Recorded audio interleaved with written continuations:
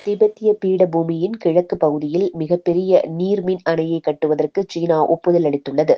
இந்த ஒப்புதல்தான் தற்போது இந்தியாவுக்கு பெரும் கவலை அளித்துள்ளது என்றுதான் சொல்ல வேண்டும். இந்தியா மற்றும் பங்களாதேஷில் உள்ள லட்சக்கணக்கான மக்களை பாதிக்கப்படக்கூடும் என்று சொல்லப்படுகிறது. திபெத்தில் உருவாகும் நதிதான் யார்லுங் சாங்போ. இந்த நதி திபெத்தை விட்டு தெற்கே இந்தியாவின் அருணாச்சல பிரதேசம் மற்றும் அஸ்ஸாம் மாநிலத்திலும் இறுதியாக வங்கதேசத்திலும் பாயும் போது பிரம்மபுத்திரா நதியாக மாறுகிறது.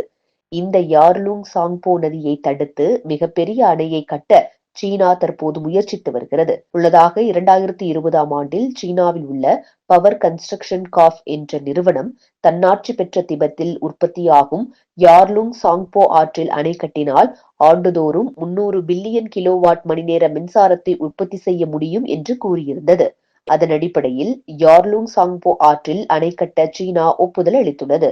இந்த அணையானது மத்திய சீனாவில் உள்ள உலகின் மிகப்பெரிய ட்ரீ கார்ஜியஸ் அணையின் 88.2 பில்லியன் KWH வடிவமைக்கப்பட்ட கொள்ளளவை விட 3 மடங்கு அதிகம் என கூறப்படுகிறது. அணை கட்டுவதற்காக 254.2 பில்லியன் செலவாகும் என்றும் சொல்லப்படுகிறது.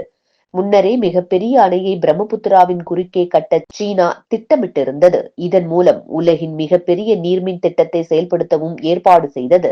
இதையடுத்து திபெத்தில் உள்ள பிரம்மபுத்திரா நதியின் குறுக்கே உலகின் மிகப்பெரிய அணையை எழுப்ப சீனா தற்போது ஒப்புதல் அளித்துள்ளதாக தகவல் வெளியாகியுள்ளது. அருணாச்சல பிரதேசத்தில் பிரம்மபுத்திரா மீது இந்தியா அணை கட்டுவது குறிப்பிடத்தக்கது.